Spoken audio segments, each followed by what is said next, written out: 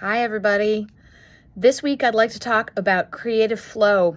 And before you think, I'm not creative, I want to extend and broaden this definition out to anything that gives you a sense of flow and being in the moment and losing a sense of time and loving what you're doing and taking so much joy and presence from what it is that you're doing.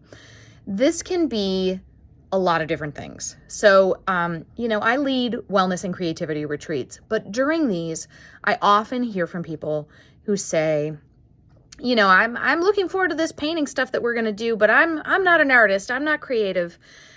And I'm sure you've heard me talk about this before, but the most important part of creativity of any kind, and what's like the best thing for your nervous system, is flow. And flow is like that state where you forget about everything else that's going on. You're not sitting there thinking lots of conscious thoughts. You're playing. And I want to give a little hat tip to the artist Ange Miller, who is on Instagram.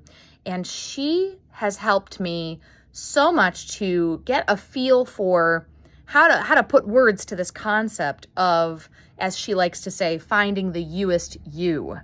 She is an artist and a teacher, and the stuff that she shares is so valuable and so smart that when I heard her talk about this recently, about finding your creative identity, she was talking specifically to painters and artists and people who make creative output like that. But so many of us have a creative output that we just don't kind of give credit to. So I just want to encourage you this week to think about what activities or what outlets are there for you that get you into a state of flow, a flow state. What are you doing when you lose track of time and you find that joy and you feel that connection to sort of a childish play sensation? And if you do not have that currently, I'm encouraging you to think about it in the past. What always brought you joy? What always connected you to the sense of being like a part of the world in a way that nothing else did? For some people, this is playing music. For some people, this is cooking, gardening, design, moving the furniture around in your house, organizing things. It can be painting. It can be writing. It can be planting a tree. It can be a ton of things. Honestly, for me, when I am writing something that's going to be said or done at a retreat, or I'm writing these things that I share with you guys, I get into a flow state. Like when I'm writing, I'm in it, I'm feeling it. And I am obviously thinking, but it's a different type of thinking. It's a different part of your brain. And when I'm painting in alcohol ink, the same type of thing happens. It's like what people are going for when they meditate is that flow state, is that sort of open consciousness where you're not bogged down by like to-do lists and questions of what you're supposed to be, planning and what do your kids and your husband and your spouse and your friends need from you? And, all of these things that sort of overwhelm us so much in modern American life. But what I'm encouraging you to think about is how can you access your flow state for yourself? Because this, I think, is so key in us being well. We talk about wellness. I think that finding the thing that gives you that access to your state of flow is going to maybe save your life literally or figuratively. It sure has for me. So you might think that as a creative person who has in my past, I've organized everything from advocacy of historic preservation to really cool arts events at historic spaces. And I've been a entrepreneur's coach. I have, organized these retreats. But when I first started in my arts career, we'll call it, I was an artist back in elementary school through high school. I was the person who remained an artist and didn't stop making art. I had some great mentors in my high school career, in my college career. I had amazing teachers and professors. And, I took myself pretty seriously as an artist and an art student at that time. I got a little out of my art career post-college for a while, but then I found myself back in it as a portraitist. And then I started doing commissions, art commissions, where someone pays you to do a specific thing for them. But, I was doing architecture commissions only because I had learned how to draw and paint buildings during my friend Sarah Zach's painting for preservation sessions. Sarah is an oil painter. She paints in many different media, but she's a teacher, an oil painter, an amazing, amazing skilled artist here in Buffalo.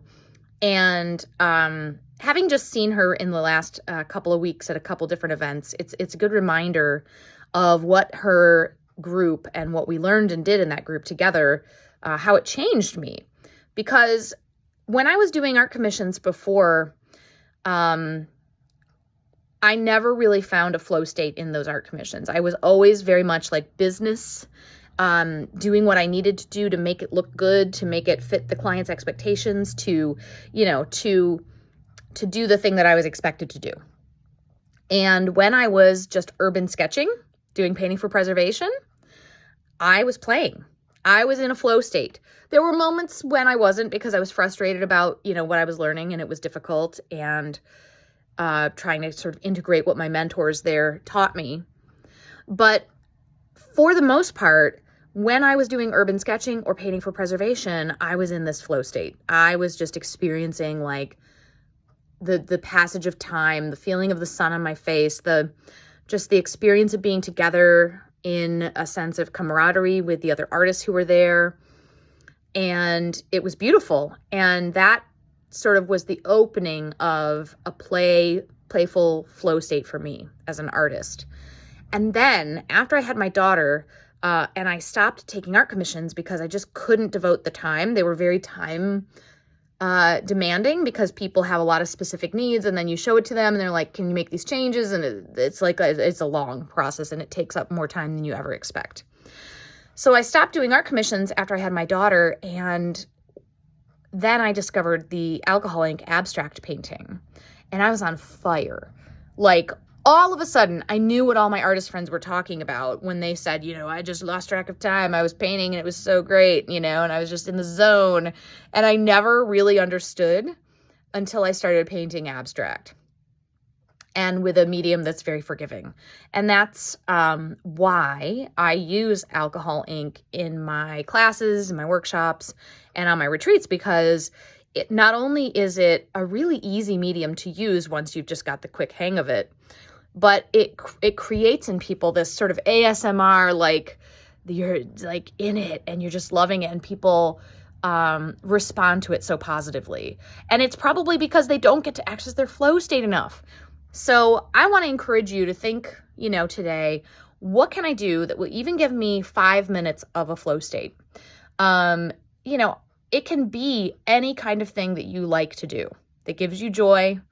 Play one song on a guitar, go move some furniture around, go outside and think about your garden and what you're going to do in it. Go for a walk in your neighborhood and look at the beautiful houses, whatever it is for you. I really want to encourage you to go out there, because this is how we take care of ourselves, and then thus take care of our communities. So find your flow today. I'm encouraging you. Remember that it might be sort of something that you felt stuck with for a very long time, but remember, it doesn't have to be painting, okay? You can be creative in your spirit through finding your flow. That's where the interesting, creative, problem-solving, open-minded part of your brain is. So I would love to hear about what your flow is and what you found when you started exploring this idea a little bit more. I'll see you next time.